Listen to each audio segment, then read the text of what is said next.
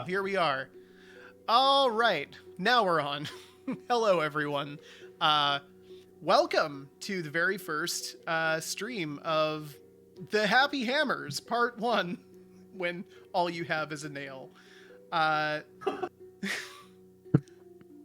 like Jesus, that. I don't even know how to start with this. So first things first, we have our crew of playtesters from last week. Sans Zach, who unfortunately is not able to continue with the playtest just due to scheduling conflicts. Zach, if you're watching this, we're so sorry we couldn't keep you around, but maybe we'll catch you a little ways down the road. For our 3 remaining playtesters, we are now going into actual, narrative territory. Before we get started, I want to direct you guys to a couple of things.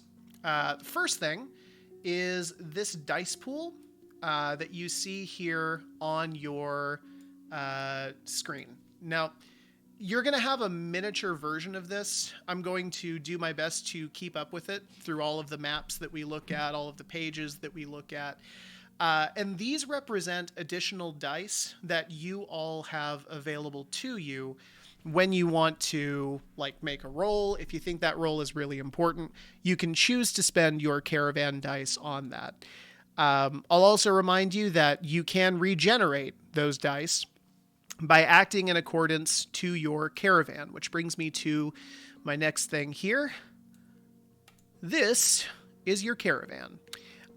There's obviously not a lot on it as of right now, but the big important thing to note is the school tab, right, that we have here. So you have a command empathetic, a mystical intel, a philosophical R&D, and a threatening support. Anytime you act in accordance with one of those things, I am going to give you either a D6, a D4, or a D10, depending on what that action is. Those dice get added to the pool, and then you can therefore add those dice to future rolls. Let me see here. The other thing I wanted to make sure you all had available to you, if you go to the document section on Roll20, you'll see a folder that says Rule Set. I have taken the liberty of copying and pasting basically all of the mechanics for this game. You will need to have the dark mode on to read these docs, just a heads up. Because if you try and read them in light mode, then it's going to look really weird and washed out and nothing will show up. But this tells you everything like basic roles. It tells you your caravan resources. It tells you pretty much everything that you need to know. Corey has also painstakingly made a couple of custom sheets for you.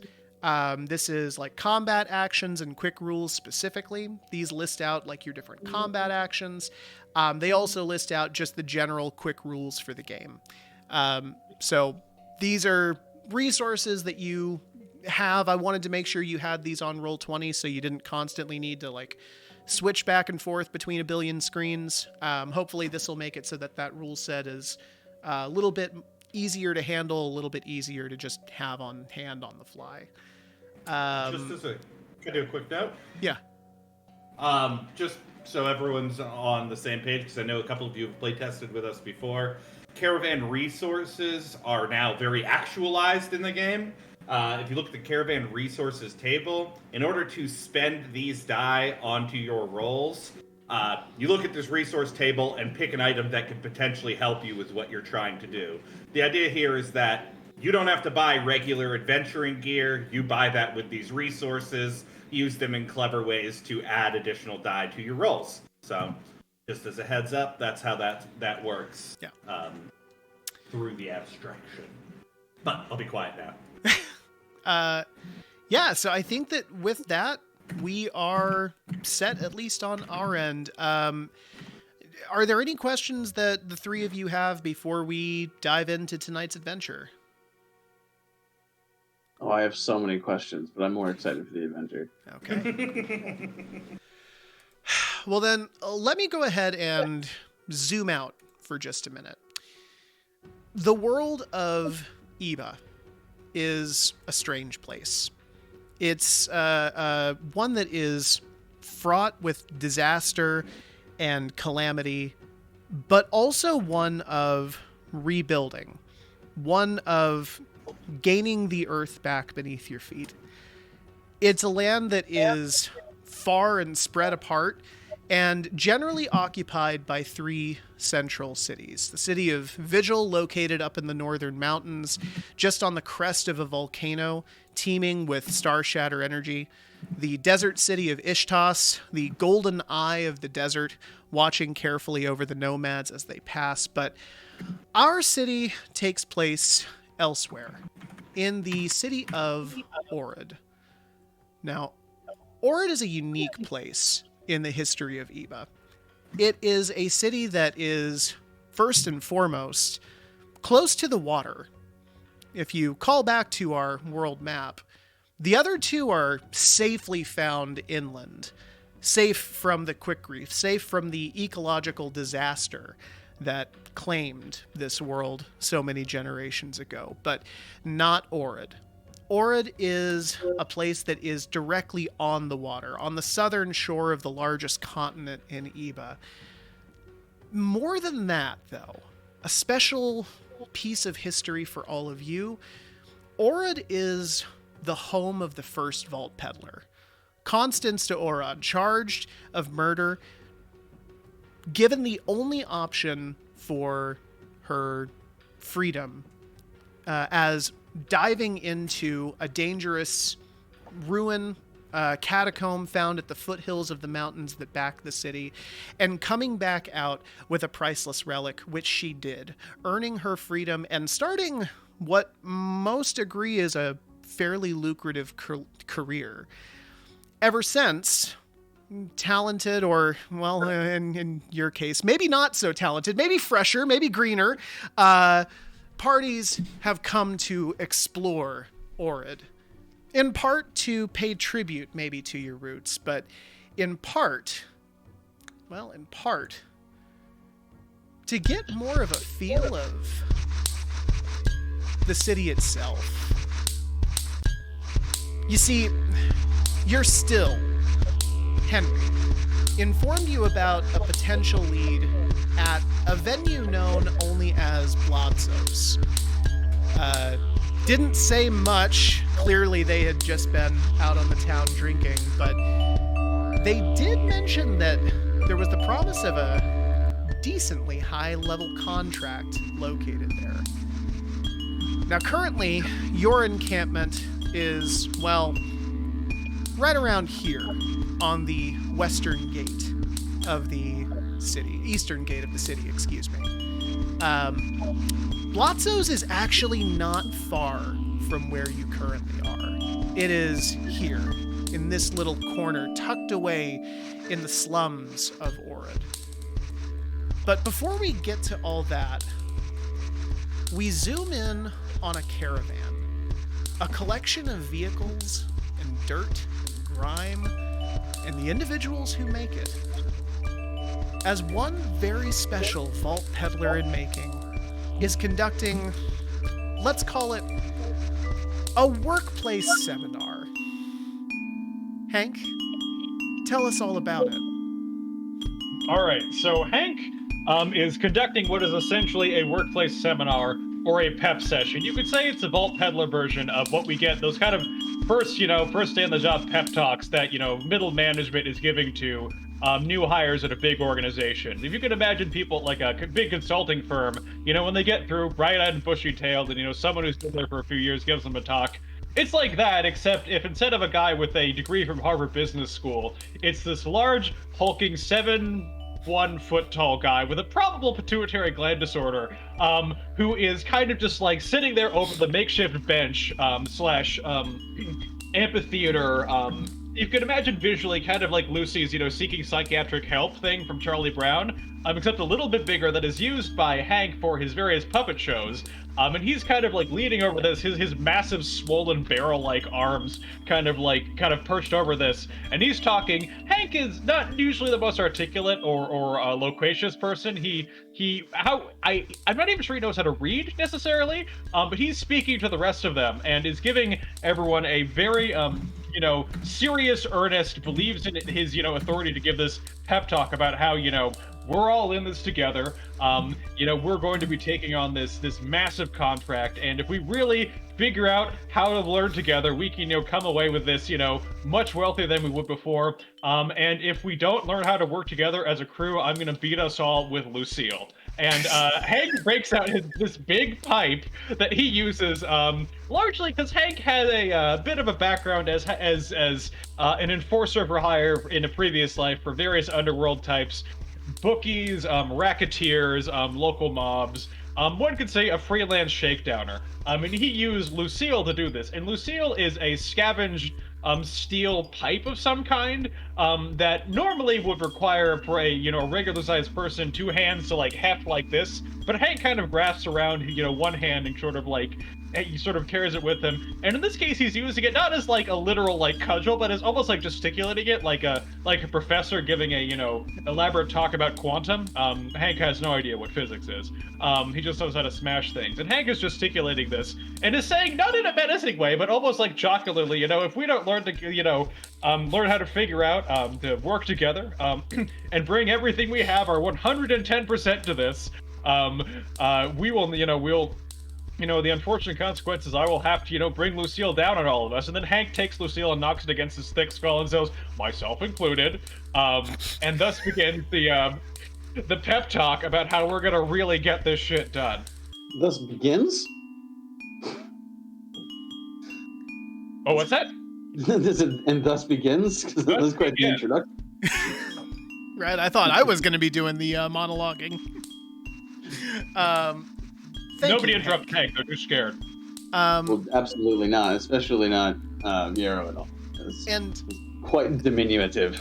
And Nectar, the whole caravan is here for this. You as leader kind of requested that this be a kind of a moment for like a group exercise thing. And as Hank is going through this kind of monologue, Geraldine, your chemist, kind of taps you on the shoulder. She's a builder, so imagine kind of a serpentine creature, multiple arms, kind of pours her head sort of over your shoulder and just sort of whispers, so I'm confused. Am I going on this mission? I think we are all going to go on this mission and we're all going to do the best job that we can because we need a little bit extra money. And I think we're all going to learn something, including you. Oh, okay. To be clear, dear, you hired me on as a chemist, and Right. I am happy to provide those services, but those stay in the caravan. I'm not one of your red shirts. I'm not going to go die on an away team. That's fine. Maybe you could make sure that Hank stays in his sweet spot of mental functioning for optimal performance for teamwork. Darling, there aren't enough chemicals in the world. Well, do your best. What do I even pay you for? She kind of slumps back in her chair, like folding multiple sets of arms, Yeah, kind of settling in because she knows this is going to be a long one. right. And as this is happening, Viaro, what are you doing? I'm doing my best to make sure that Hank is fully convinced I am enthralled in his speech, but really, ultimately, I'm kind of sleeping with my eyes open because I know this is going to carry on for a while. Yeah. Tinkering in my brain, kind of.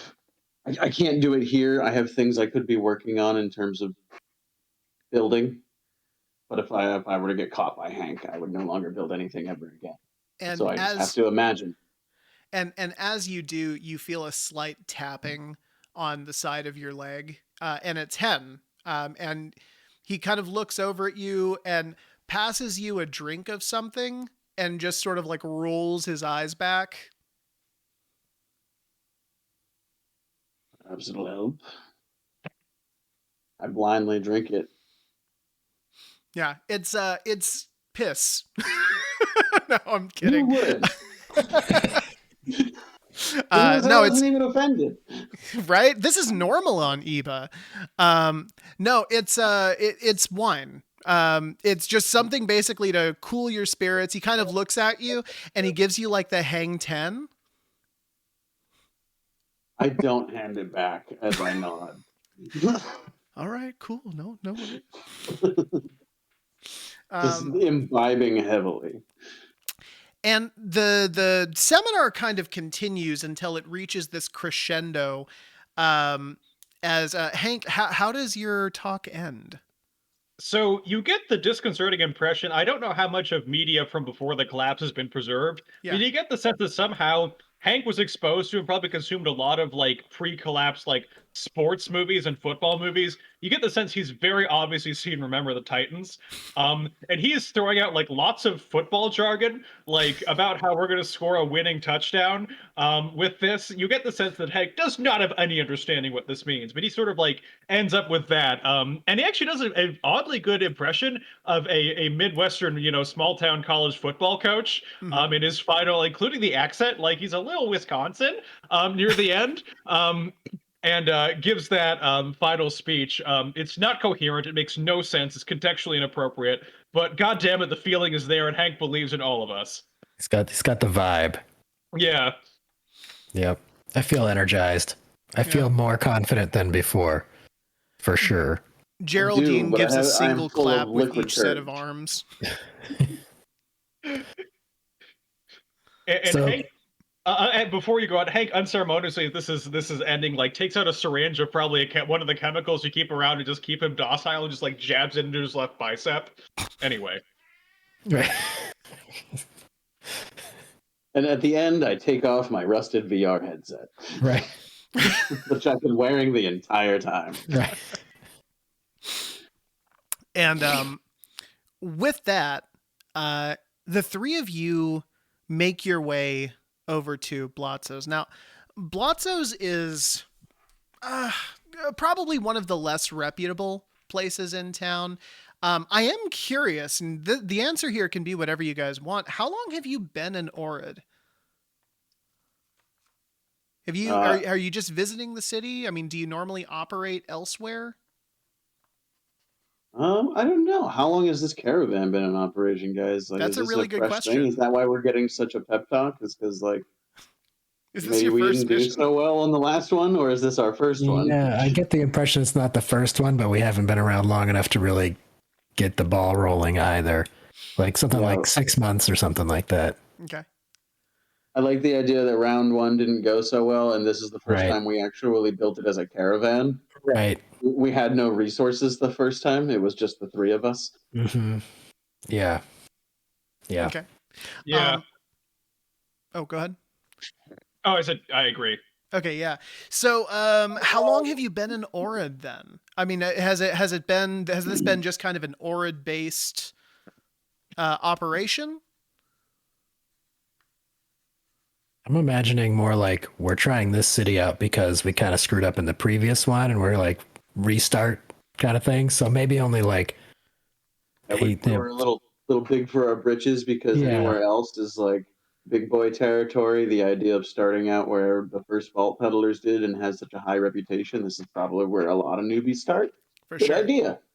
Okay, yeah. Sure. So you've been here then, like, we'll say probably something in the neighborhood of like a month to like 6 weeks or so. And I think with that's what I'm going to give you is Blotzo's is not like, it's not known as a super quality establishment. Like it is located like in like the lower levels closer to the wall, which, for those of you who aren't familiar with Orid lore, which is all of you, the reason that Orid has these giant walls is because Orid is also known as being the hunters of the metal serpents. The quick reef that destroyed Eba gave birth to all kinds of life of its own. Some people actually say this is where the Polyutar initially hail from, but it also created these giant metallic serpents, sea serpents that got coated with this metallic quick reef. And the people of Orid decided to hunt these monsters using the canals that you see in the city. So generally the rule is if it's close to the wall, you don't want to be there. Close to the wall, don't be there at all. But that being said, but that's where this Blotzo's, place is. Say what? But that's where this place is. That's where this place is. It's in a less reputable part of town. Nonetheless, it is definitely one of the nicer places in this part of town, for sure. When you are looking at this from the outside, it's a pretty unimpressive looking place.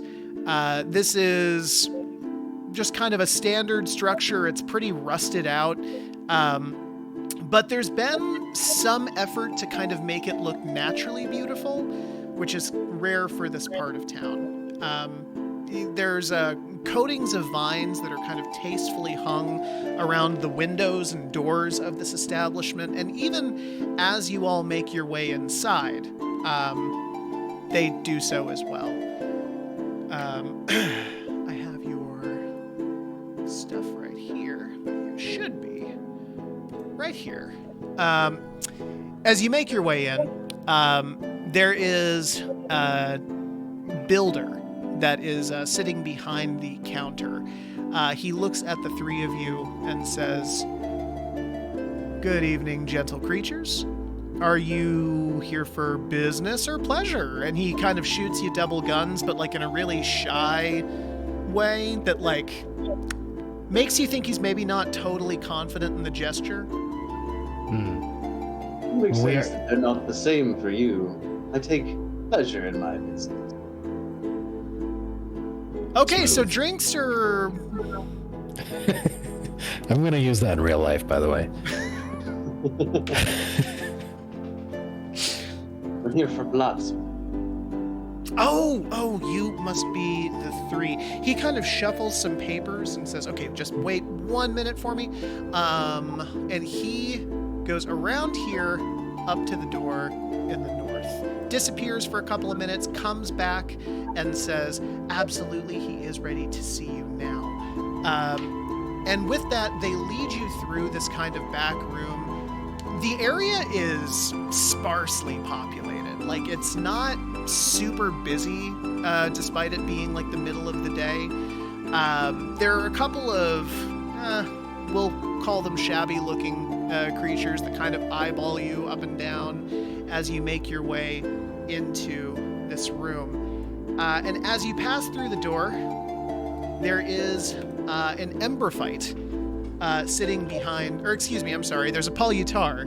God damn it, no. Hang on. So many new races. So many new faces. Okay, sorry. It's an Arache. That's the bug one? That is the bug one. Okay. We put so many species into this game, and I forgot what like half of them are. Well, you guys, I mean, just quick aside, kudos, you didn't use any of like the standard races. These are like completely originals. They're not even reskins of orcs, you know? We legitimately wanted there to not be humans in this game when we started. It was like a goal that we failed at, but yeah, no, it's bug people and trash men. If you're not doing that, what really are you doing? Are you really doing post-apocalyptic trash utopia? Are you really doing post-apocalyptic trash utopia? Fuck, How that's do all these great... words fit into a sentence? Can we make Corey? Can you write a note? Can we make that into a shirt? Oh, Corey, I don't have your mic. He muted himself, I think. Oh, okay. I was literally writing it as you said Sick. that. Cool. Just wanted to make sure. That's going on notes, baby. Yeah, absolutely. As you pull, as you open the door, there is an Arache, a cockroach, standing approximately 5 feet if he were standing. Currently, he's seated behind a large desk. And directly to your back, there is another builder who kind of just stands, all of their arms sort of folded, just sort of mean mugging you. And the bug, known as Blotzo, turns around and says, hey there, gentle creatures. Are you the brave adventurers I've been looking for? That's us. That's Word us. rap. Yeah. Hank just knocks Lucille against his skull absentmindedly. Right. All right. I like this one. lot of energy, a lot of pep. Yeah. All right, sounds good. All right, well, man, how do I even start? Go ahead, please take a seat. Would you guys like anything to drink or? Hank takes out like what looks like almost like a big like jug. You can imagine like it would be like a Gatorade like football stand sized jug, or rather like almost barrel. He takes it and puts it on the table. You get the sense it might have been used to like store fuel or something of some kind. But Hank sort of like almost like puts on the table, almost like Charlie says, "Give me your strongest." You're getting the sense Hank is basically asking for pure 151 or something like that to be poured into that. Wow, absolutely. Okay, yeah. I'm good with water. Water sounds good. And for you, sir? Sounds good. All right. Can I get water and some jet fuel for this one? Thank you. Good. Wonderful. All right. So, gentlemen, let me ask you a question. What do the three of you know about Aspen Arasia? What do I know about that? Is that something I can roll to see how much I know about? It is, as a matter of fact. What, do you think I wasn't just going to program at least a couple rolls into this? Yeah, hang on for me just one sec.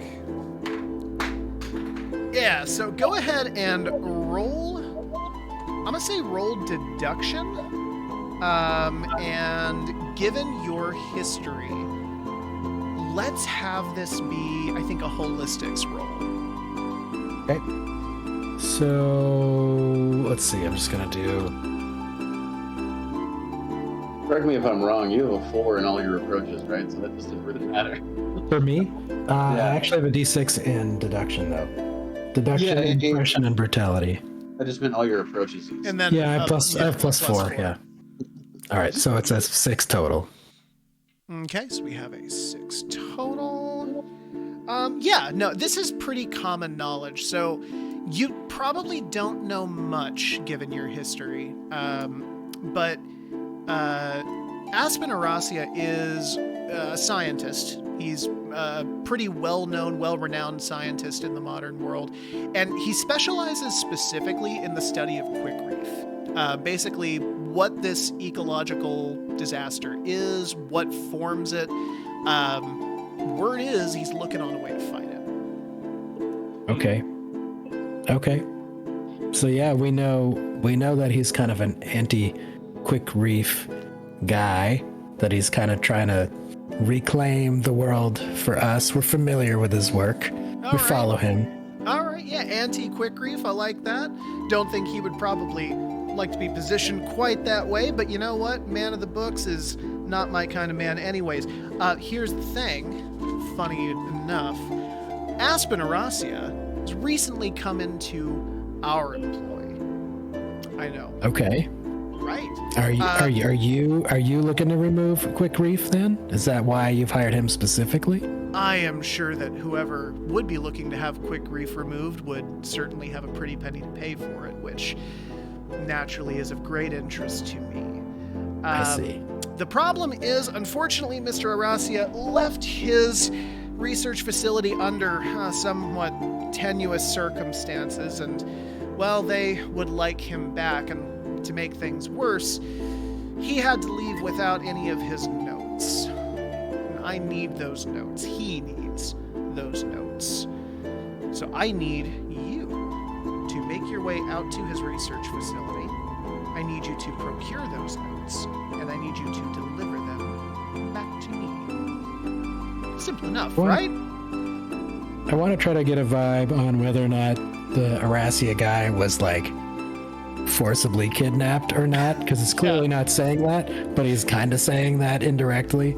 Can I do like is that the impression? That's Is that for what I'm sure, doing? for sure impression.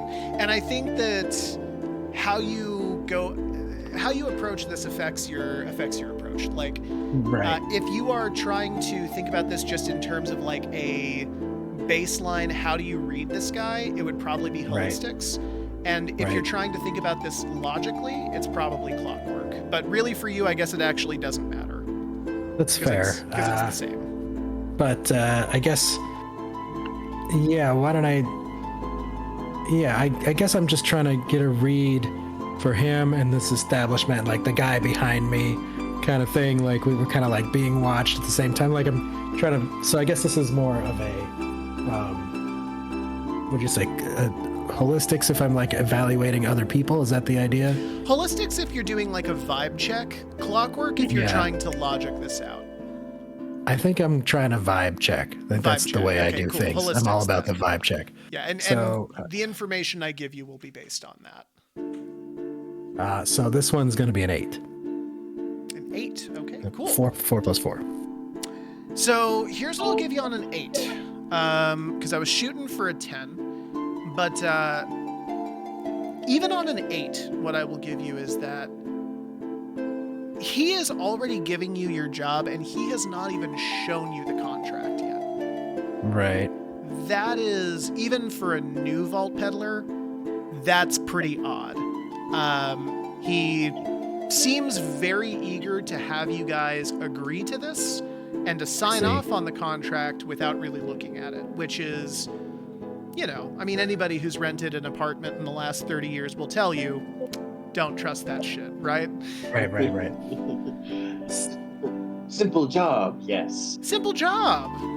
Yeah. Payment, not so simple.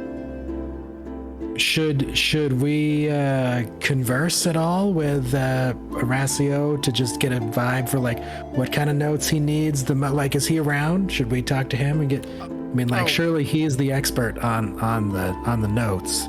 And right you are. Unfortunately, Mr. Aracia is not available. He is already conducting his own research down by the gates. Apparently he thinks there's some kind of a key to the metal serpents, something. I don't know. But that's why he wants his notes. He thinks that it's related to the two of them. Mm-hmm. Surely Okay. he thought of a reward. Oh, of course. Quite a hefty one, might I add. And with that, he now slides you your contract. So, a quick meta note for everybody. Contracts are the bread and butter of Vault Peddlers. As Vault Peddlers, your job is basically doing a lot of the odd jobs that nobody in this world really wants to do. And contracts are a central part of that. These contracts come with express terms. They come with specific deliverables, in this case, Dr. Horacia's notes. They come with CATs, which stand for Known Area Threats. In this case, that would be things like Quick Reef. Highway Bandits on the way there. There's Horacia's intern. There's whatever research facility defenses this place might have, which, as we understand it, are somewhat limited. There's also additional terms, which are additional kind of stretch goals that you can go for. If you deliver, like, equipment, for example, it's an additional 200 petty coin per piece of, well, hefty equipment that you bring. There's also additional research notes, right? If you get the stuff on Quick Reef, great. But if you loot out his entire store, bring it all back, so much the better. There's also the matter of payment and default and liability. Like any good contract, this comes with terms, right? In this case, you have 3 days to put these notes into Blotzo's hands. And if you don't, you owe the entire amount, which is, in case you haven't clocked it already, 1,000 petty coin, plus 3 days worth of provisions for food.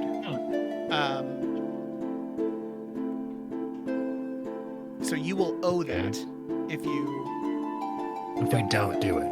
Yeah, if you don't do it, or, and this is important, if you don't do it in the time period given. That's a lot of petty coin. It seems like you're in kind of a hurry. Well, 3 days. Mr. Horacia's research is particularly important and particularly profitable if you know who Perhaps to sell to. Perhaps we should speak with him then. You know, it's an understandable desire. Unfortunately, again, Mr. Horacia is just simply not available. We could see for ourselves. Hank? Hank says, I want to talk to him. He's exceptionally friendly. And Hank smiles, and you notice, like, his teeth are perfect somehow. Like, That is the most upsetting thing you have said to me about Hank this entire time. yeah. The true mystery of the character. Though, also, like, I think it needs to be said that, like, when the contract was being passed around, Hank is obviously illiterate, but, like, when it was being passed around and we were all looking at it, Hank took, a very, like, a normal-sized set of spectacles that are, like, tiny on his face and puts them on his nose, and, like, looks down very seriously like he's reading the contract. Right. He's seen someone read a contract before. Exactly. He sort of nods Wouldn't you mind? audaciously, like doing an imitation of like a veteran lawyer, like looking over a complex legal brief, like nodding and puts the glasses back. Got it. The contract was upside down when he was reading it. Gentlemen, I'll tell you what. You've made a fair request, and I think that it's doable. Can I ask you to wait here? All three. Very well. Hank just Can I get it? Yeah, actually, I kind of want to grab an insight on the wait here. I'm looking to see if there's anything in, like, kind of in the room that would imply he's setting us up. Like he's just gonna pull a lever and we drop through a hole, or Sure. big, big builder behind us is making any moves. So those are two different roles. The builder is going to be a vibe check. That's impression. If you want to like look around for trap doors or something like that, that's deduction. Have a 6 in both. I'm going to trust someone else to make the impression. I'll go deduction. Okay, cool. And I'm just going to go ahead and say this is a medium difficulty. 10. Was it 10? Okay. Yeah. So what? Clockwork based on what I described? Yeah, I think clockwork makes the most sense. All right. So D6 plus 5. Not a great odds. And I get a 6. Now, if you would like, you do have those. Caravan I'd have to declare them ahead of time, right? You typically do. I'm giving you the offer just because. Yeah, I thought about it and I went with no. Also, does rolling the lowest result on your die matter? Like, I rolled a 1. The lowest I result. think you just get an exploding, like you get to roll again and add that too if the highest number. But even that isn't like a critical. It doesn't like auto succeed or anything like that. So I don't think there's an auto failure either. Well, he I was just would making have sure, gotten a 'cause- critical failure, right? Right. That's what I was gonna say. I just There's no such thing. Yeah, Is there that- I is. just know assumed that that since there even wasn't a exists. critical success, there wasn't a critical failure either. I didn't know. I just want to make a point real quick. I believe you did a threatening support action with Hank also, just as a heads up. I think that they That is true. definitely... Yeah. Yeah, so I'm going to add a d10 to your caravan die. Oh, well, if you're gonna do that, Would you like to add I one? would. I'm considering what are the resources I've got available to me now? Because I don't have So them. the dice pool is at the. You guys can see the tavern, right? I currently just have the combat contract up. The contract. Yep. Oh, I moved you over to contract. That's right. Hang on Yeah. one sec. Let me move you back here. Okay, all right. So this is your dice pool down here. All of these This are is each- dice that you have available. There's a D12, a D10. 2d10. Is that a 2D10? Is it a D8 in there? Yeah. I guess D8 gives me a 50-50. Okay. You guys Yeah. cool with me Go for using it. a D8? Yeah, let's use a D8. Alright. There you go. That brings it up to a 12. All right. Cool. And you were looking specifically for traps, correct? Yeah. Sure. So the good news is there is nothing. You can tell there is no like switch for like a trap door, nothing like that. The drinks come back in, and I'm gonna say for descriptor's sake, you like sniff them out beforehand, and there doesn't seem to be anything weird with them. Obviously, Hank's drink is fucking jet fuel, so there's that. But I mean, that's just There's normal that. for Hank. Right. I Yeah, feel like yeah. I was feel trying like to be, he's- reasonably discreet about that, so I wouldn't say anything. yeah. I feel like while he's out of the room, we can kind of like he's like in a hurry, right? Maybe we can negotiate the terms of this contract a little bit, where we can either get some written helpful stuff from the guy whose notes they are, so that we know like what to expect, because it sounds like, based on the contract, that his own lab is going to be resistant, which means they're not expecting us to come back and get more stuff. All we had to do was slow him down, and suddenly it's what wasn't an option is. Right. So I feel like maybe we can negotiate. I know we don't have a lot. We don't have any success under our belt necessarily, as per our backstory. Maybe we can get him to knock down the like we didn't do it right penalty a bit. You know what I mean? Or like add a day or something like that. Well, surely he's personally motivated to hunt these creatures that are threatening his nice establishment. Right. All worth considering. So what do we do when he gets back? Is the builder still here? No. You've been. I'm gonna say for narrative purposes, you've been left in the room. Cool. Yeah. I mean, I think we're gonna end up taking it either way because we need it. But it's just a matter of whether or not we can edge the terms. I just get the idea that the guy's kind of dirty, so like maybe we can make this contract not something that ends up being like a hammer over our heads. We're supposed to be the hammers. I like that. World question. Yeah. Is it normal for there to be competing contracts? Competing contracts meaning like multiple Like people. if I don't walk out with this guy's contract signed for us right away, and I go and talk to so and so, is it possible that someone else has a contract for the same item? Oh, it could absolutely be the case that like multiple buyers go after the same stuff, or it could be the case that one buyer sees multiple vault peddler parties for the same contract. So yes, both are correct. Well, that's super in their favor. Of course, there's going to be multiple vault peddlers. They get the upfront cost if you don't do it. Right? Yeah. Right. All you have to do is issue the contract 3 times, and you come out ahead, right? Yeah. Only one of them can succeed, and the other 2 fail and pay you for it. They're kind of incentivized, actually. Yeah. Yeah. Sorry, I should be clear. If you guys accept the contract, it's typically bad form for them to offer the same contract to somebody else. I meant if you guys don't take it, they can shop it around to somebody else. That's another different thing. That's another different consideration, because who knows? You walk out on this guy, he hires the next guy.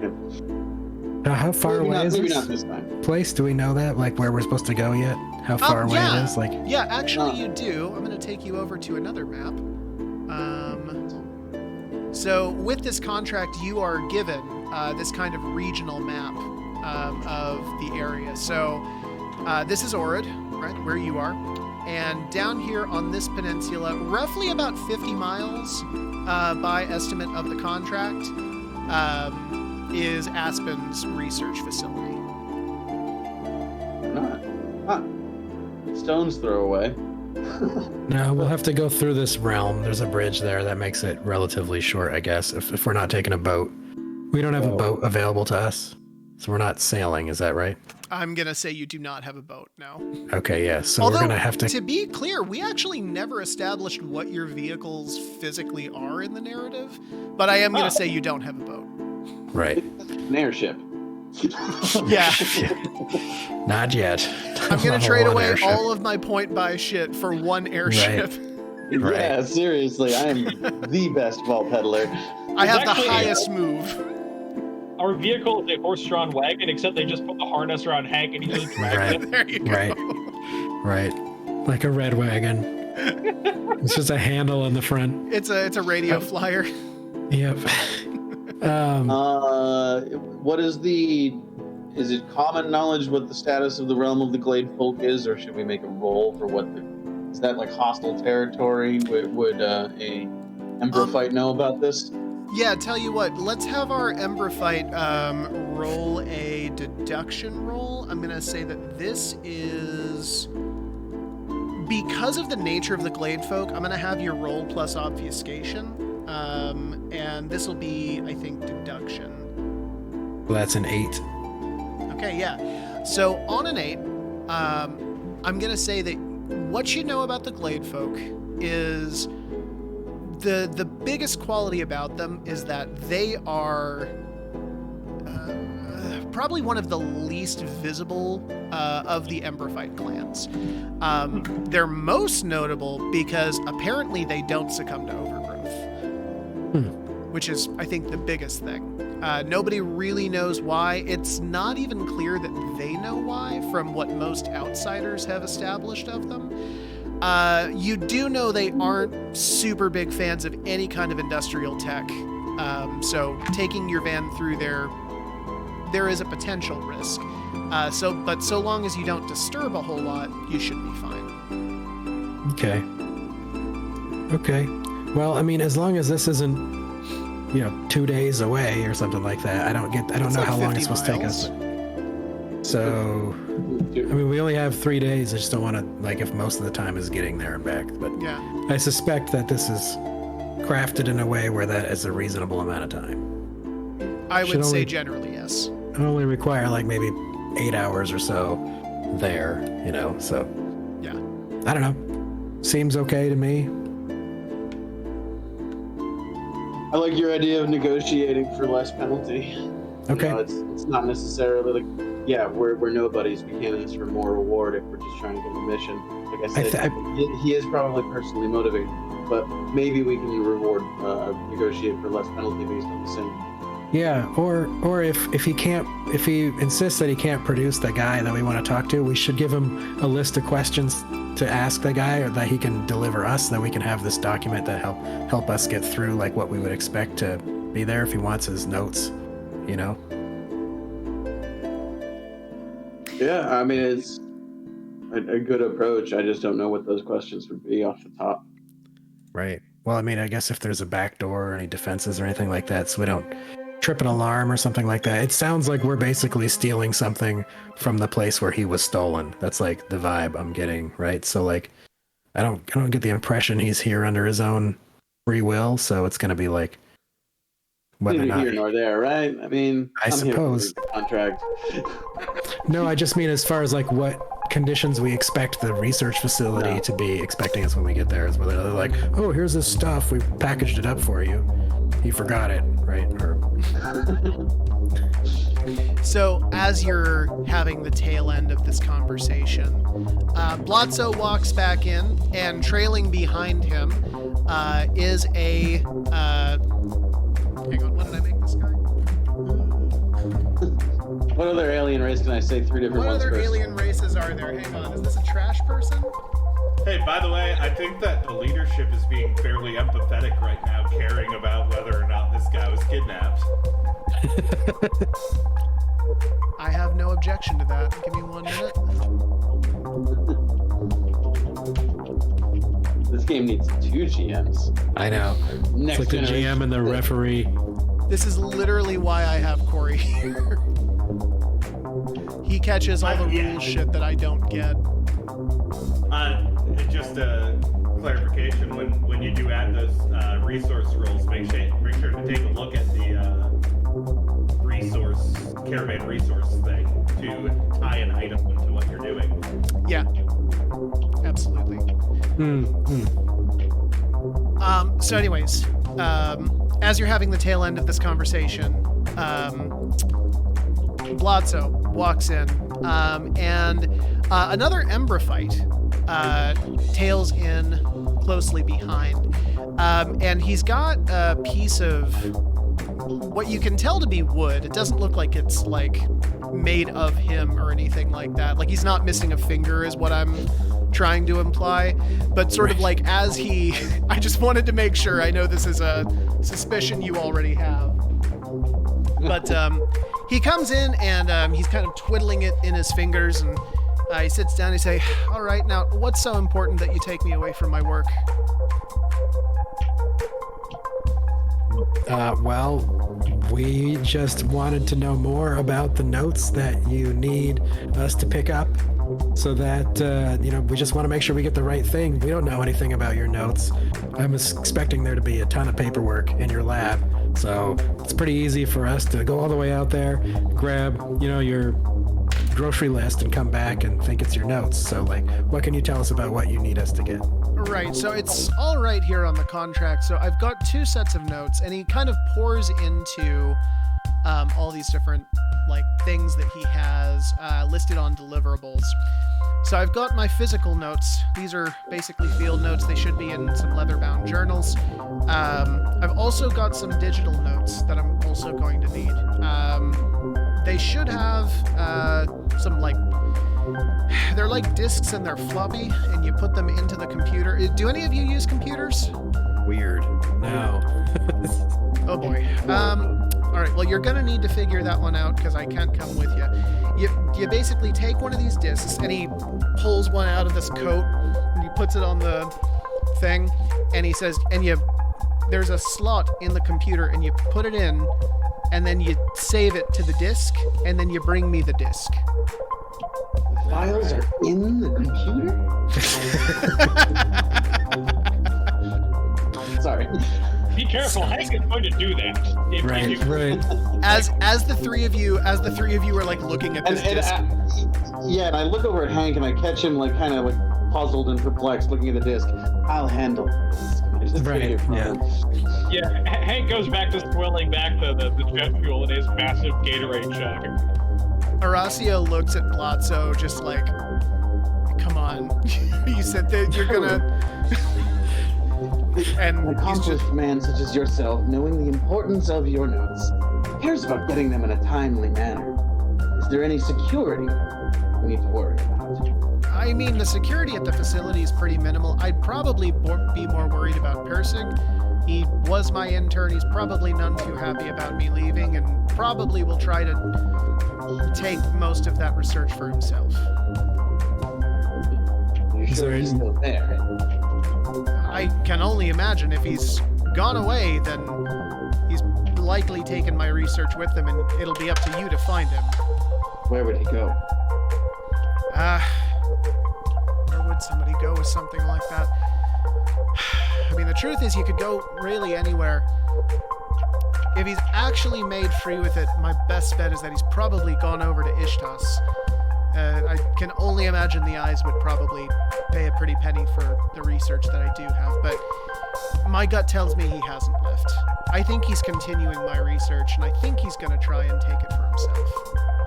We should have to hope. But if we control the entire facility and the notes are not available, we cannot be held responsible for their lack of deliverable. If he's made his way to Ishtas, 3 days will never be enough time. True. Still spinning his pen, he kind of looks over at Blotzo, and Blotzo just says, yeah, see, there's this kind of issue of liability here, right? What's to stop you from simply raiding the facility, finding the notes, and simply saying, oh, nothing here. Too bad for Blotzo, I guess. That's a good idea. Then perhaps you could do the same. That's what I am trying to do right now with this contract. Well, gentlemen, I want to be very clear. I'm offering you 1,000 petty coin, 3 days provision, and access to higher level clients. You guys want to be treated like a 10-star caravan, but the fact is simply you are not. This is what you have. And with that, his demure kind of changes. He was kind of jovial and fun, and he's kind of become a little bit more stone-faced now. And Aracia is just kind of still spinning that pen, but getting a little bit uncomfortable. If you could afford a higher rated caravan, then you could afford to pay us more. 1,000 petty coin? And with that, actually, let's have you roll. I was waiting for one. Yeah. So this is for sure. 3 opportunities there. This is for sure parlay. It is. I don't know. It sounds working with the mechanics of the situation being a limitation. I'm shooting for clockwork approach. It's literally 3 days wouldn't work if the possibility that he left is a problem. Yeah. Tell you what. Yeah. Go ahead and do clockwork then if you're trying to logic it out. Is it? And then do I know the difficulty of this? You are trying to change the terms of a contract. I'm going to say this is hard, so it's a TD13. Okay, I'd have to max roll to get it. So I might can I throw recommend just refer you again to your caravan dice. Yeah, use the That's stuff. well. That's what I was saying. Was like, you guys, what do you guys think? Throwing Yeah, a go D10, for it. a 10 Yeah, in it's there? worth it. Yeah. All right. Throwing a D10. I'm gonna roll that first. The caravan die comes out as a 2. Oh god. Savage. Not The great. parlay D8 needs to be at least a 6. Come on. It's a 5. Oh, no. Nuggets. I came up one short. All right. He looks at you and he says, 4 days. I'll give you 4 days. But after those 4 days are up, my gentle creatures, I want either those notes or I want my payment. It sounds fine. I think that works. The extra day will help a lot. Your generosity is much appreciated. Wonderful. All right. Sounds good. Well, I'm going to go ahead and just give this over to you two then. And actually, Roll20 has a drawing feature on. Oh boy. So I actually do want you to go freehand. I got the- So I got the old Cintiq pen right up on here. yeah. Yeah, there he is. Oh wow. Yeah, I don't have that option. By the way, I would argue that they did empathetic command again. Like At our, a certain point, Corey is not going to be able to call these out for y'all. I don't know if I'm allowed Do we have to call to. them out? You guys could definitely call him out. You guys are actually supposed to call them out, or I'm supposed to notice them. If I don't notice them, you're supposed to. But it shouldn't be Corey's job to do It's that. a shared duty. I thought it was kind of yours. I didn't know. Because I mean- like it has crossed my mind on 2 occasions where I'm like, I think I'm leaning in with this Point way or that out. another, and I Yeah, just in the didn't know to call future- it out. In the future, absolutely point that out. Because it's a consideration. It is. Yeah. Turns out my fancy pen does nothing, and no. I'm doing this with a mouse, like I'm drawing some sort of spline. So When you do it with the mouse, it looks like Hank signed it both times. right We'll just a V, a fancy little there we V. go. It's Yeah. 2 H's for Happy Hammers. Nice. Beautiful. And when Hank signs his own name, it's just a big smiley face. Right. Beautiful. Yes. I want you to do one of those like thumb things, like that one guy that like stamps the thumb and then draws the face onto the thumbprint. Yeah. And Hank's thumb is the size of like a fucking apricot, so like Right. it's like huge and blots out everything. It's like an emoticon. That's how you talk. Like just put down the thing and then draw the emotion face. And as you are putting down your signature, Aracia breathes kind of a deep sigh and says, "All right, well, can I go? Are we all set?" Yeah, we're good. We'll see you in 4 days. And he gets up and heads out.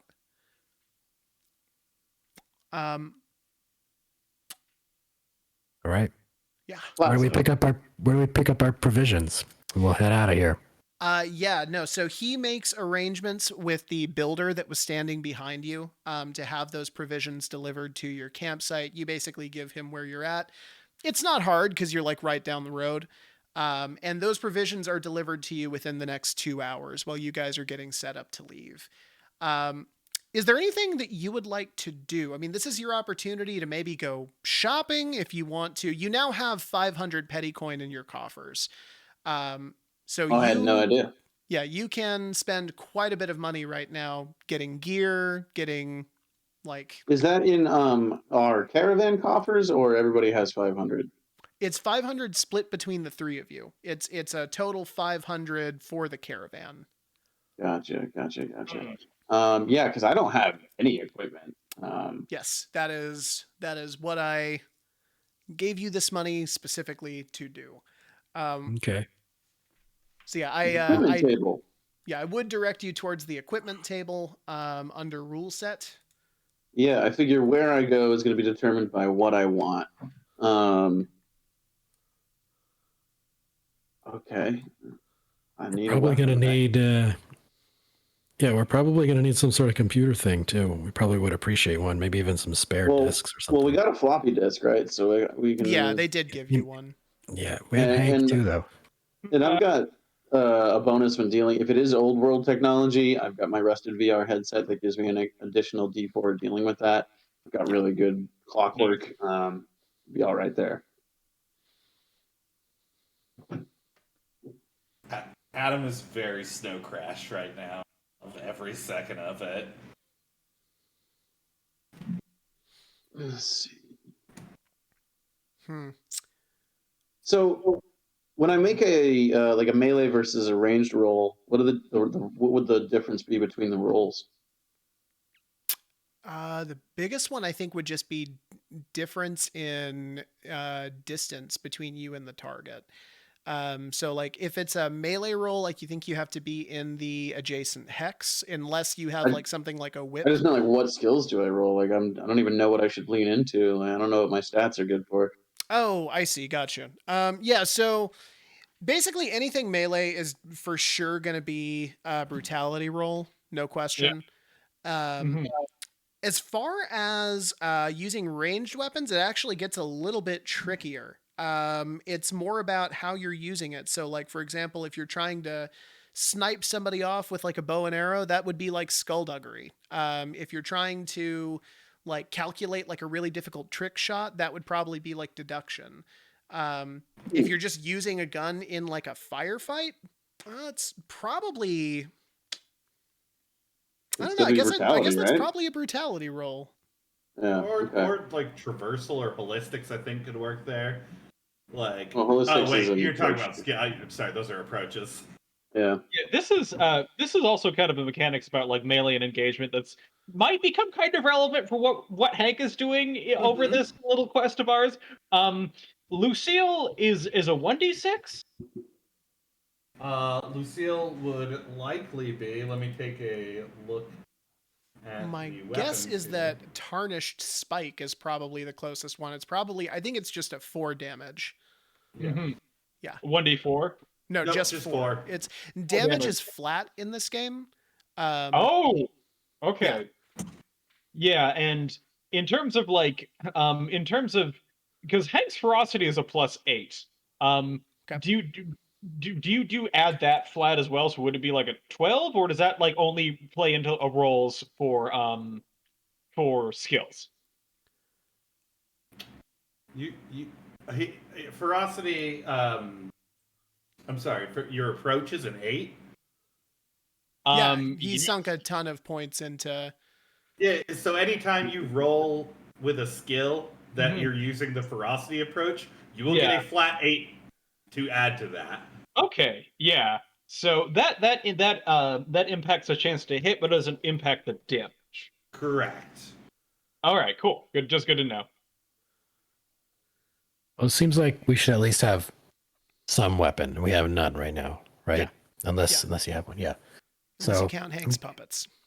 I'm kind of drawn to either the whip or the bone knife, just on brand for this tree guy. Bone knife seems like natural stuff. The whip seems like the kind of thing someone who rides a thing would have. And I don't know if I have to whip the old Daisy or whatever to get her to go, but plus it's got some interesting like utility also. For sure. Although it's probably somewhat redundant with a guy who's made out of vines, but and where's the list of weapons? Like I'm looking at Roll20 here, and there's the contract. But you go to the documents and you click equipment table. Yeah, under the rule set folder, there should be an equipment table. Perfect. Yeah, looking at it right here. Cool. Wait, What there's I not am a price on noticing, these. Corey, we don't have petty coin value for any of these assigned, so you're going to need to help me out here as far as. Yeah, I can. Yeah. I will say this much: the basic weapons obviously are going to be much cheaper than the advanced equipment. The advanced equipment is made of like refurbished tech and Star Shatter energy, and takes some actual crafting to get done. Things like a bone knife is, yeah, I mean, it's a sharpened femur, and like, Yeah. that So is what would it an is. example of a cost of an advanced equipment be? Because we have 500 to work with between us. Do they cost 100? And then we can each get something advanced. Sure. Or do they cost yeah. 300? You know that.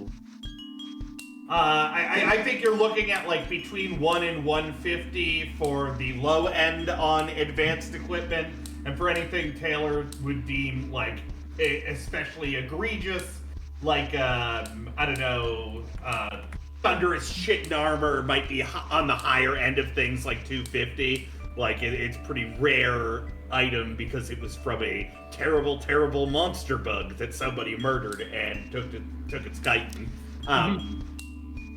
I would also cool, take though. this time to point out armor is available for purchase as well. Yeah. And that would be a very smart idea. Yeah, armor's great, but like, you know, you were saying we don't even have any weapons, so True. we gotta start there. Yeah. Yeah. I mean, if go ahead. I was just gonna say we should just try to split it up like 3 ways and just see how well that goes. You know, the 500 just to outfit ourselves.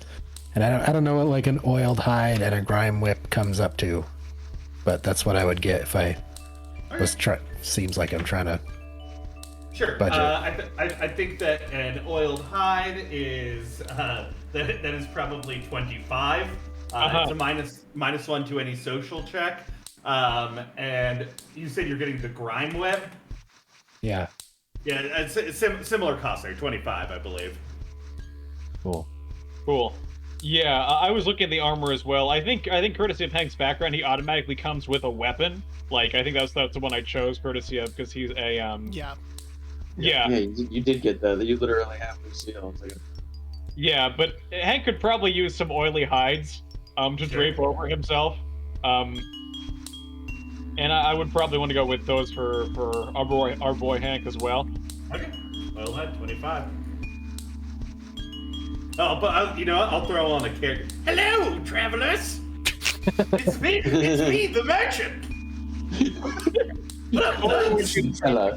We need your finest potions. Wrong for you. Yeah. You can't handle my finest potions. All right. So we've only spent like 75 so far. Actually, I'm gonna make a character. It's like an Air Rocher, like over a table, tinkering away at things. We get like a cool range weapon. So I could do a nitro shock cudgel. What the hell is that? Nitro Shot Cudgel is a 2-handed ranged weapon. It's And- -2 to your attack roll, 3 damage, and for 3 petty coin, this damage will be dealt to everyone in a 3x3 hex field. Yeah, I shouldn't go with a advanced weapon. I am not good at attacking things. I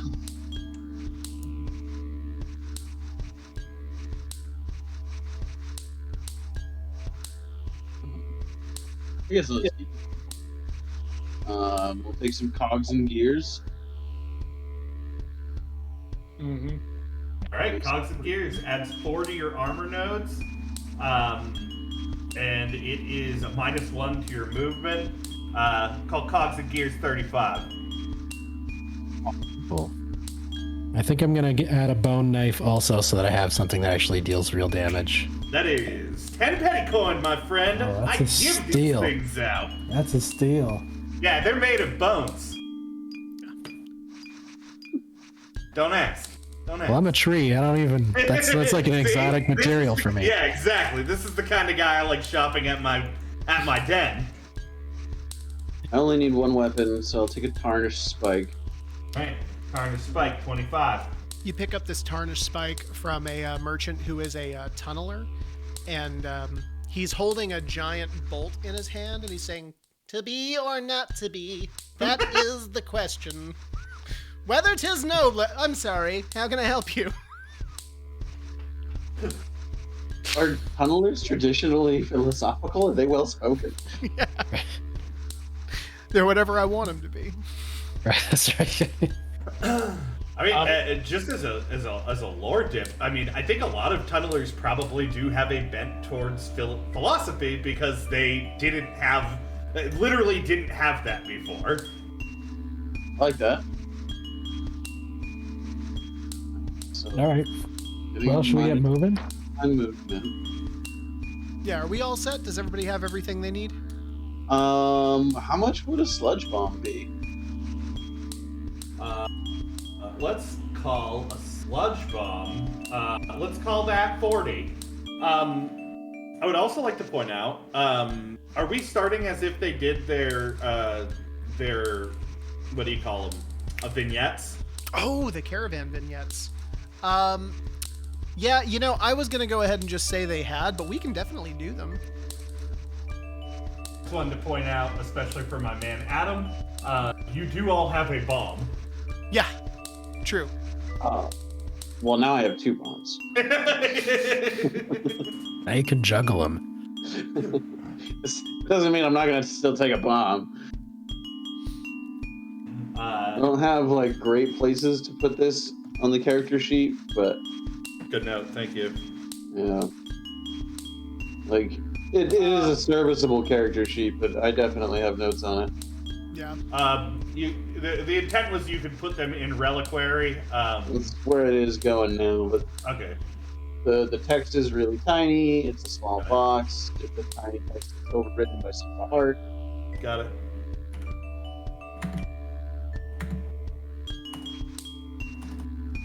And that is everything for everybody, correct? I think so. Yeah, Okay, cool. Hank got his oily armor, and he comes equipped with Lucille, so Hank is happy. All right, cool. Yeah. So you guys get back from the market. You sort of make your way back to the campsite. Blotzo's minions, however you want to call them, are already there. They're delivering. I mean, there's probably close to like a dozen barrels just of stuff. They're all branded with Merrills, and all of these things are. They're marked with like different foodstuffs, right? So it's like corn, rice, whatever. It's all basically provisions for you as you make your way out. I will note you did not negotiate for fuel. So these are just foodstuffs, purely just. We didn't know that we had fuel as a cost. Well, we have Hank to just drag us. I think That that's is true. a plan. We already talked about that. I thought he was Right. just pulling the wagon. Our sandwiches are fuel. Yeah, Yeah. well, I mean, it's that, and I don't know. I feel like Hank takes turns with Daisy. Right, yeah. pulling- Daisy could definitely pull it for a while. Yeah, for sure. Daisy probably needs the exercise. She needs to Right. be taken on walks like regularly. It's like a border collie. Yeah, no, and Daisy is actually there. You kind of have her like penned up, but she's like sort of on all fours, like going, sort of writhing around, trying to get through the fences, like reaching at these barrels, just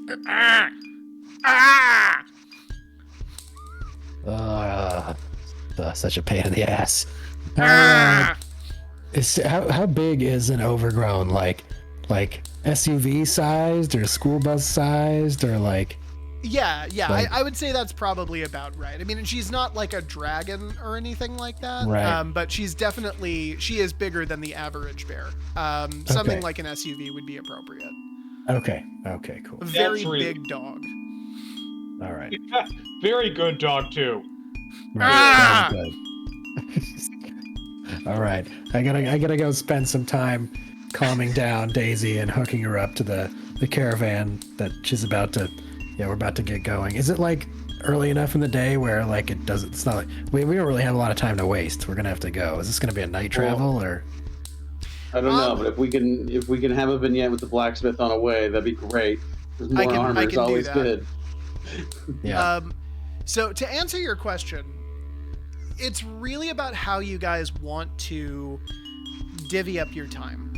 If you think that probably the facility itself is going to need more of your time, if you want to devote like 2 of your 4 days to that, for example, it might be a good idea to like head out, like ride like hell, drive through the night, and get there like probably evening tomorrow. Just spending one day on the road.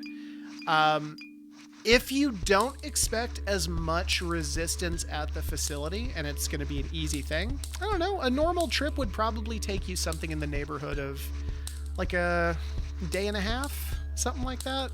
Give you enough time to, like, get the stuff, get out, and head back. That gives us a day of operating at the vault or the research facility, and traveling in a low-key way so that not just the Embro fights of the is probably advisable, because if we get slowed down at all, then we're out of time. Yeah. All right. So let's go through let's get going, and we'll just go through there relatively slow. I could even go around the ahead. mountains. We ain't got time. Yeah. Yep. Yeah, absolutely. So, let's have... Who's driving? Well, Hank is physically pulling, so he's kind of driving. Yeah. Right. Okay. Is someone, however, giving Hank extremely gentle, friendly directions at any given moment? Or are you just letting Hank autopilot this bad boy? I do have a high, impression or parlay. I could try and fool Hank into not thinking he needs nothing and just keep him going. Yeah. A question: are you dangling like an entire roast ham in front of Hank at the end of the?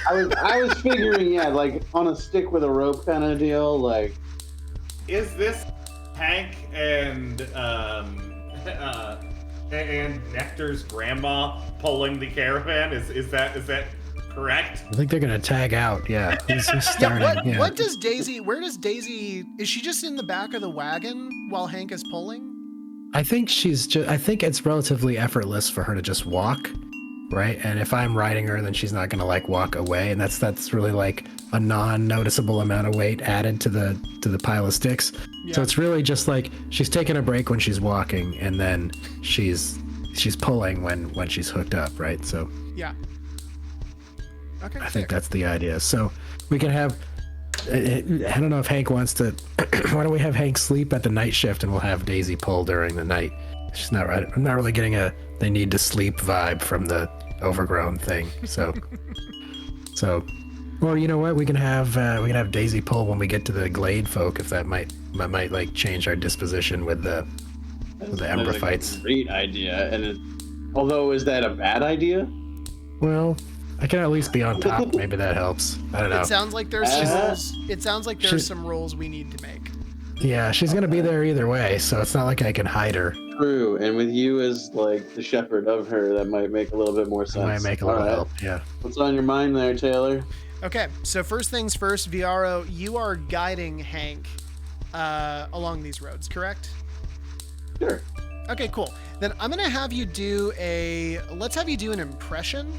I think that makes sense. And I was trying to try and like take that obfuscation approach, given that we are not really being 100% honest with Hank and how we motivate him, because he's never going to get that hand. That's okay. I don't think Hank minds. Yeah, so It's called a 4-day ham policy.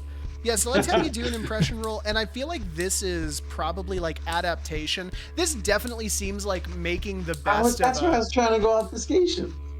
Obfuscation? We're lying to Hank. We're hiding the details. Tell you what, yeah. We'll have you do an obfuscation. I'm easy. Yes. And that'll just be, let's say it's I'm gonna say it's an 8. Piece of advice for everyone out there: bully your GM. That's a D6 deduction with a 5 in obfuscation. Yeah, right. I'd encourage everyone to make sure they are aware of their traits too, because those are flat ranks you can add to rolls if you, I don't know, whatever it is. Right, Oh, depending on what they are.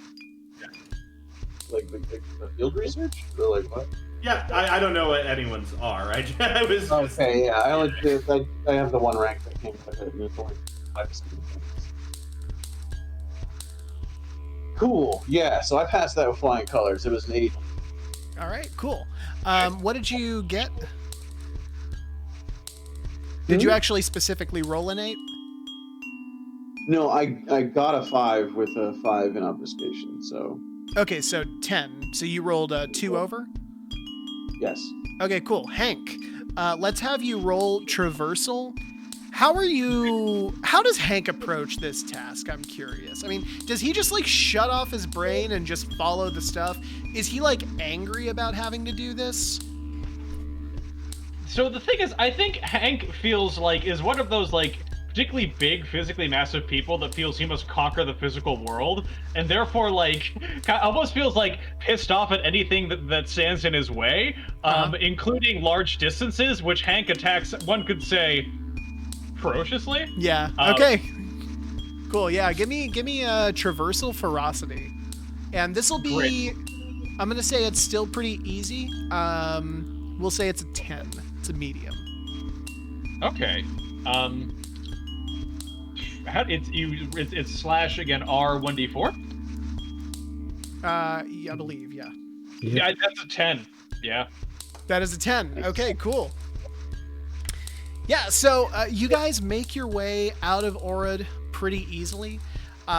There's a lot of shifting in the back, but I think that's probably just like stuff getting settled. You're carrying a lot of new cargo, and your convoy mates are definitely kind of trying to work around all of these new provisions. By the way, they are very happy with you. They think that this contract is like the best thing that's happened to them yet. So they are gaining a couple of points on their favor track. These are basically just assurances for you that like they're not likely to leave anytime soon. And Viaro, I think you mentioned you wanted to do a vignette with the blacksmith. Oh, that's right. I kind of forgot. I was looking at it mechanically because I was looking at the caravan sheet. I was like, oh yeah, we have all these people. I can get a D4 to my armor.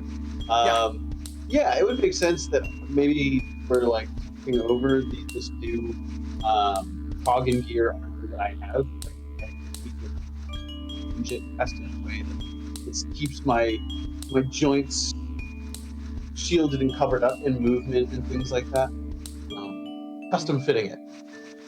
Okay, cool. So the blacksmith feat actually talks about restoring armor nodes, but here's what I'll give you. Here's what I'll give you. You come to your blacksmith, who, by the way, is a Arache himself. He goes by Jerry. And Jerry looks at it and he says, "So, well, what do you want me to do with this? Huh?" Trim it down. Take away the unnecessary. Need it to fit better. Oh, okay. I see. So you're trying to move. You're trying to dance. Yeah. Imagine I had more arms, like you. Yeah. No, we can do that. We can absolutely do that. It's gonna take some time. Like a day. We've got a day. Got a day. You've got a day. I got a day. You got a day? I got a day. We got a day. Together, we have a day. So, I got a question for you. What's a day? I'm gonna need you to clarify this for me. How long is a day in this world? Oh, it's just the regular 24 hours. Okay. Oh, right. It is still technically Earth. Actually, no. Eba is a totally different planet. It just happens to have the same time frame because we don't fuck with all that cosmological shit. That is way too much work. We almost used the American dollar. So.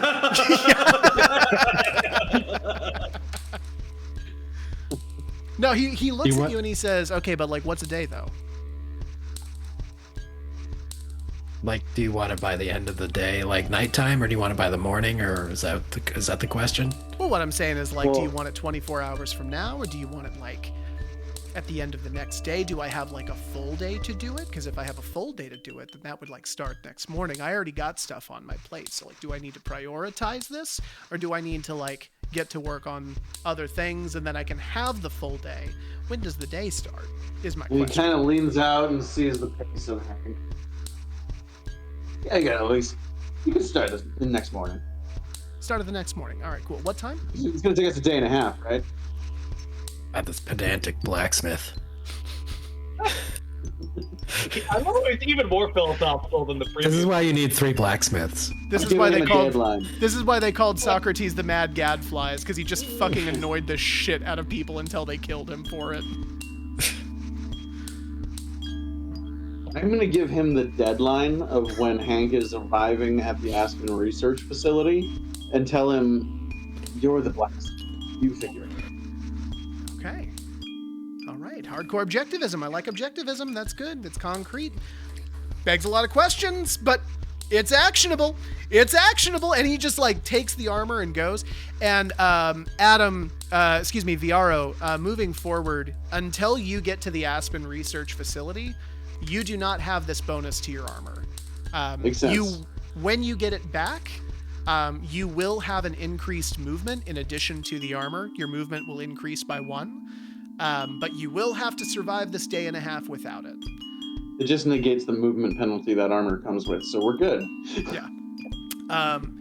Okay, cool. And with that, he kind of tosses the armor backwards, and he's like, I'll get to it in a minute.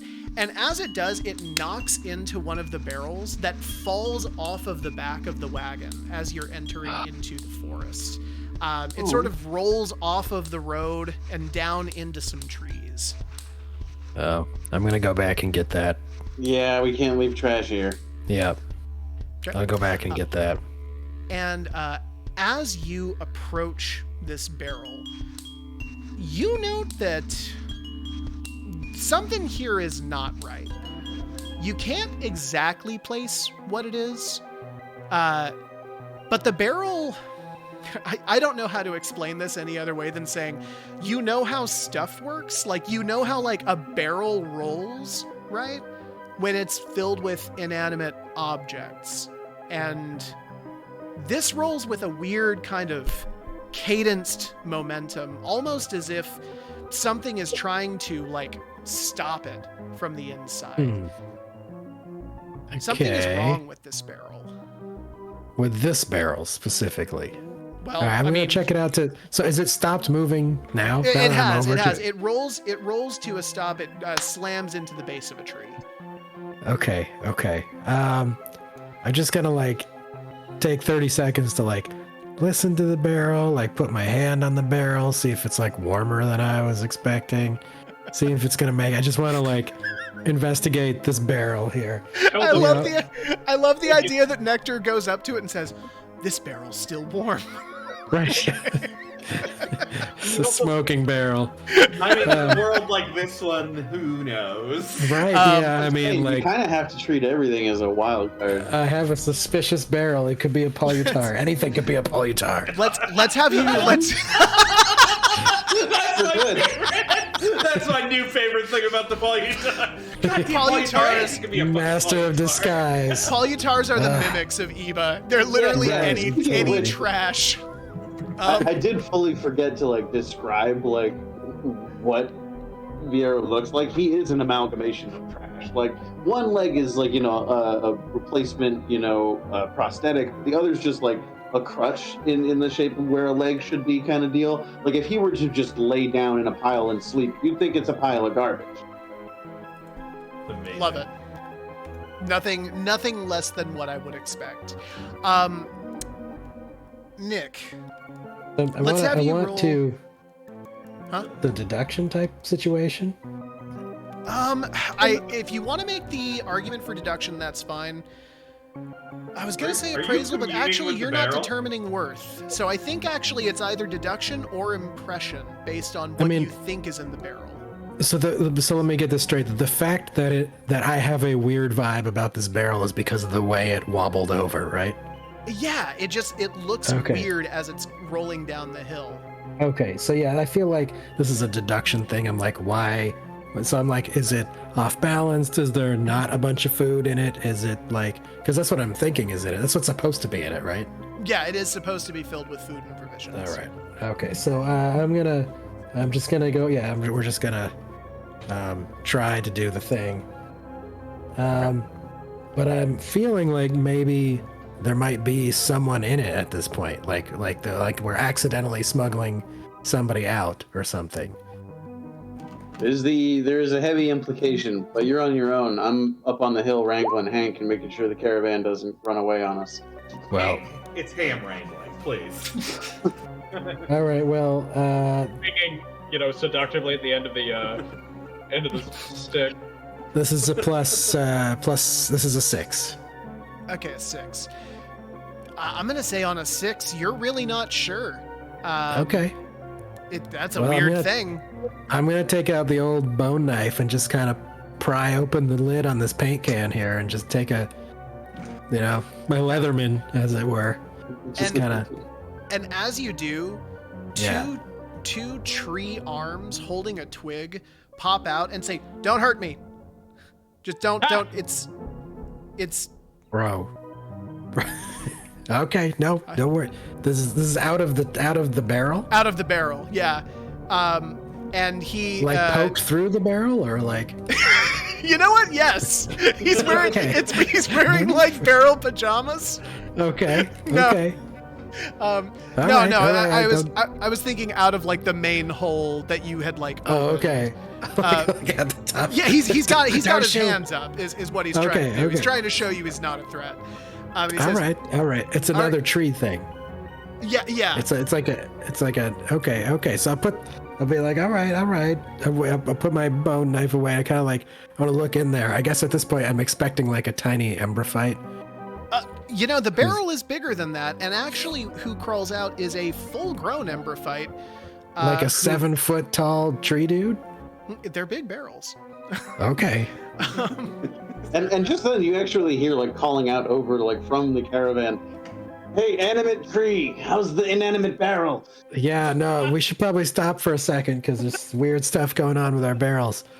Did you just get in this barrel? Like, how long have you been in this barrel? Do you really not recognize me? You saw me earlier today. And you get a closer look at him, and this, like, twig and all is Aspen Aracia, who just kind of looks at you and says, "I can explain." Oh God! And then he, like, as he's, like, starting to explain this, he jumps and tackles you to the ground as a giant sweeping limb crashes over you and disappears into the wood. He disappears or the limb disappears? The limb disappears. No, he's Okay. right there with you. All right. What- He's got to He get just back say- in his barrel. Get back in the barrel. Get back in the barrel. He Right, looks at- I'm wrestling him back into the barrel. He looks at you Is there very a lid to confused, this like, barrel "Oh." somewhere? Okay, Get back- I guess I'll yeah. get back in the barrel. All right. Get in there. We got to shut the barrel down. And obviously, Hank, can you get Hank to stop pulling for a minute? Oh yeah, that was what like I. Yeah, That was okay. We did the halt. Okay, we have a problem here because we have the guy, and this is going to complicate the whole getting paid part. We have to basically, this guy's just going to have to stay in this barrel for like 4 days. From inside, as you're saying this, from inside the barrel, he says, "Please don't do this. I can pay you more." I don't know, man. Wait. You can It's pay the us guy more. from earlier. It's the guy. Well, I mean, can he pay us like a star? I know scientists. Wait, why are you even here? You weren't very nice to us earlier. Was that even you before? No, it was me. I had to. He threatened to burn the whole place down if I didn't do what he said. See, I knew this wasn't gonna be on the up and up. We passed the vibe check. We knew. What are we supposed to do with this guy now? Can I come out of the barrel? Not yet. Okay. Look, it's legitimately dangerous. There's weird trees swinging at you, so that's one reason to stay in here. The other one is that we don't know if we want you out of the barrel yet. Do you guys want to hear what this guy has to say? I feel like we need him to stay in the barrel. Only He's a because he flavorist. offered to pay me more. Okay, but he's a flavor. Otherwise, I currently have 3 days to get some research notes back to somebody, or I owe him 1,000 petty coin. Right, exactly. So how does the lid of this barrel work? Can we like poke a little hole for just his head to come out so he can stay in there, but he can't like get out of the barrel? Because we need Hank to come like bang him like a head hole so he can wear this barrel. Can you come like poke a straw through like Lucille style? You want me to? Yeah. Just get to the side of the barrel here, and we're gonna have, but don't, and then just one nice, just a little jab. I don't know how much fine motor skills you have, but just So- poke a little hole for the. You ask Hank to do this, and Hank is surprisingly deft at doing this, like oddly careful, and like Right. takes it and just sort of like you can imagine like he's I don't know the best analog for this, but Hank is you can imagine like someone very gingerly, like a big kid very gingerly picking up a kitten like out of a basket, like Right. Hank is doing that except with like poking a hole in like Yeah. Hank's just sort of like very careful, like chunk, a Yeah. single jab, and then Hank looks in with like a childlike concern that he hopes the little ember fight is okay in there. Right, I think that's good. Yeah, I was gonna say the same thing. It's like a Capri Sun. You don't want to squeeze too hard. It's exactly what's happening here. Yeah. Hank sees like the ember fight, maybe looking back at him and like waves up a finger, like, "Hey, buddy, how's Right. it going?" Right. Yeah. At You him. poke a hole through this barrel and you just, ah! Right. Yeah. All right. That's good. So what we're going. Good job, Hank. Good job. So Hank smiles and gives a thumbs up. right. Yeah. So what we're going for here is like a barrel prison that a head can come out of, but the whole guy can't come out of. Is what we've tried to manufacture here. Yeah. Okay. No, and that's fine. And, like, he is like talking to you, like the hole that like Hank pulls is like just small enough that like he can't actually get his head through, but he's like eyeing you and like talking to you with his mouth like through the hole in this barrel. Right. he's Right. like, Right. You know, you could have just taken the lid off and kept No. me in the barrel, and I wouldn't have been able to run because I was in a barrel. Well, I think, look, you've already tipped over the, look, there's just too many questions right now. There's too many unknowns. So what's the deal here? You better spill the beans, because we don't have a lot of time. Okay, look, I do not work for Blotzo. Blotzo stole me in the night. He found me on the highway. I got sold off by some highway bandits, and I found myself in Orad. Basically, him threatening me to try and get a hold of my research. He cannot have that research. If he does, and that research actually leads to the end of Quickreef, it's gonna lead to the end of Quickreef for a specific few, for the people who can pay for it, and that can't happen. If this world's gonna be fixed, if this world's gonna be solved, I'm sorry, I can't see if you're actually looking at me. Wait, what? Did you Yeah, start we're- over? Hank is looking like this, like Right. not thinking, just like fascinated. Right. Well, I don't know, man. What do you guys think? I don't know. How many petty coin do you have? Ah, You get me to my facility, and I promise you, I will have so many research jobs for you available. You will make 1,000 petty coin in days, in nothing. You will pay back Blotzo with interest. It will be nothing. I got a roll on Yeah, sure. Yeah. Definitely Yeah. impression, and it would be either For holistics sure. or adaptation, depending on how you're doing it. My God, lady. Holistics or which? Holistics, or probably like maybe clockwork to see if he has the stuff, if that's likely. And I don't this know is that gonna much be- information. Clockwork would be my better role, but I've only just kind of got like the weird circumstances of everything going on to go by, so I'll keep it holistics. Yeah, holistics is probably the stronger bet for you. Yeah, and yeah, so impression holistics. I got a D6 Okay. with. And do you want to use a caravan die? How hard is it? I'm gonna say this is gonna be kind of hard because Nectar's the only one who knew who Aspen Aracia was prior to this. So Viaro, for you, I'm going to say this is probably closer to like an 11 or 12 to hit. I would need resources to even have a chance of passing. I would recommend to look over the caravan resource table. We need like a multi-view caravan resources tables.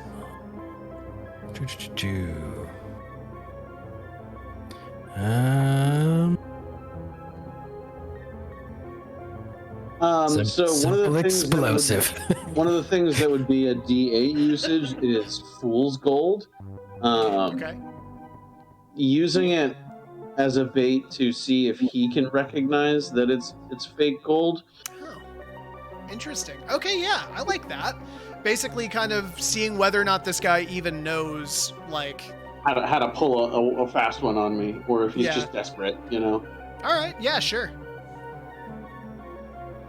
Okay, so 6, not great, but a plus a D8, which we max roll on. All right. So that hell gets yeah. us to a 10 with a 4 in holistics is a 14.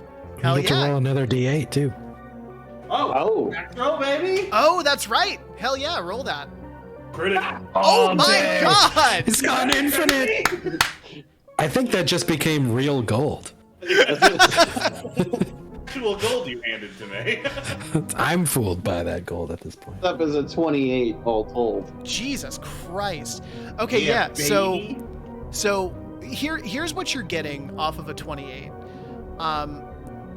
This guy, he is dead serious about getting you work. He is serious about having a lot of jobs. And Viaro, based on what you know about the world of vault peddling, a ton of it is actually about like diving into like ancient technological ruins of like the collapsed society and like recovering valuable old tech, which as a tech oracle is something, I mean, you probably have a general interest in. As for the more fundamental question, does this guy have 1,000 petty coin? I'm gonna say that based on his evaluation of your fool's gold, no. This guy wouldn't know 1,000 petty coin if it like hit him in the face. So he can get you work. He can't get you money. Is there any way we can like have our cake and eat it too? Like our contract doesn't say we have to bring this guy back. Nope. We could just get the data. I don't even know if the other guy knows what the data is. Like, can you manufacture us some alternate data that we can return? And then we can arrange for you to escape on your own terms. Nobody has to know that you escaped with us. We don't have to know. We don't You could set him up for failure. You know all sorts of things we could have him make. I could. Yeah, you don't have to. We don't have to know that.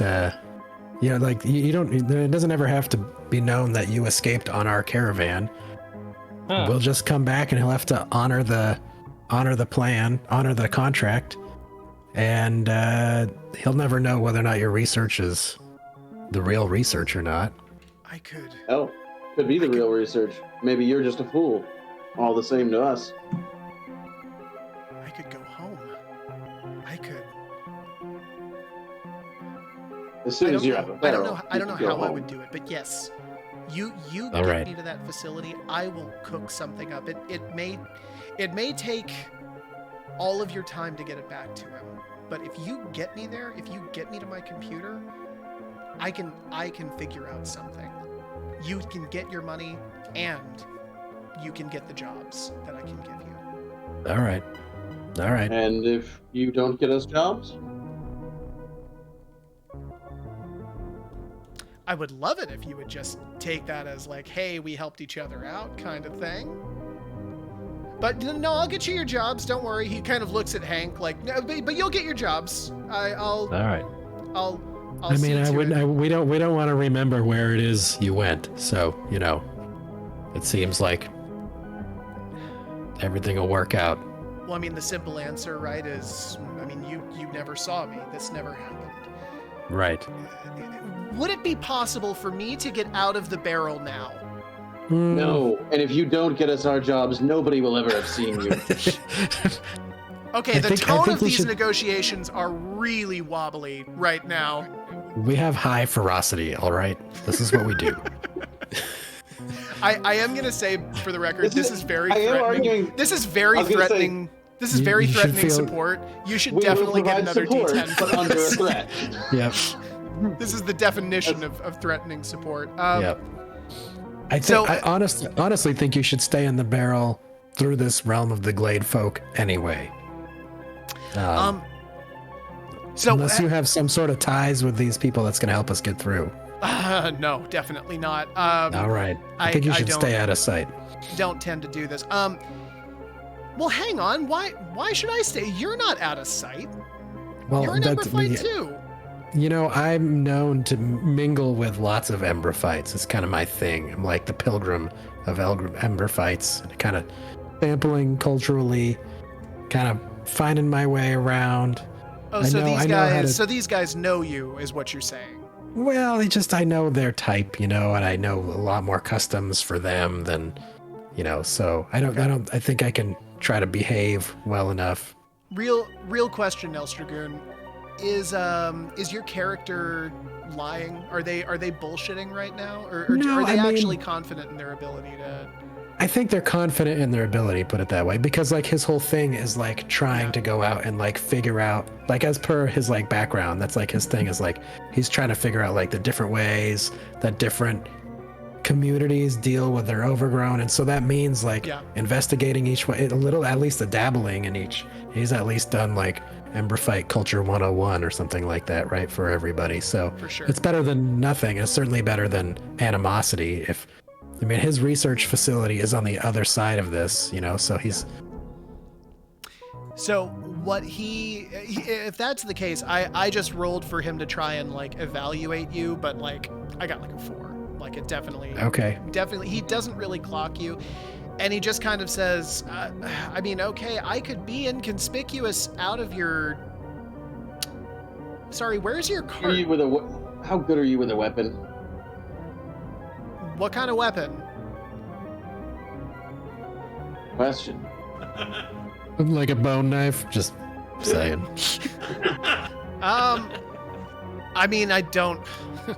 I don't really feel like it takes that much work to stab somebody, if that's what you Sounds mean. like But we're have doing have I done it before? No, I have not. And we're doing you a favor, leaving you in the barrel. Yeah, I think so. I think you stay in the barrel till we're on the other side of the realm, and then then if you want to get out and run away, that's just that much easier for us. And to be clear, are you planning on rolling me there by hand? No, we're gonna put you back on the cart. What cart? And with that, you guys turn around to face the road. It is just trees. Damn it, Hank! It is just nothing but trees separating you and the road. You can barely even see the road. And as this session fades out, those trees, they start to move. And that, ladies and gentlemen, is the Time to end. mount up Daisy. That, ladies and gentlemen, is the end of session 1 of the Happy Hammers. Tune in next week to see the exciting conclusion. I'm Taylor Lanham. This is Corey Davis. Playtesters, introduce yourself. Pitch your projects. I want to give you like a weekly platform to talk about your shit for our viewers. Please.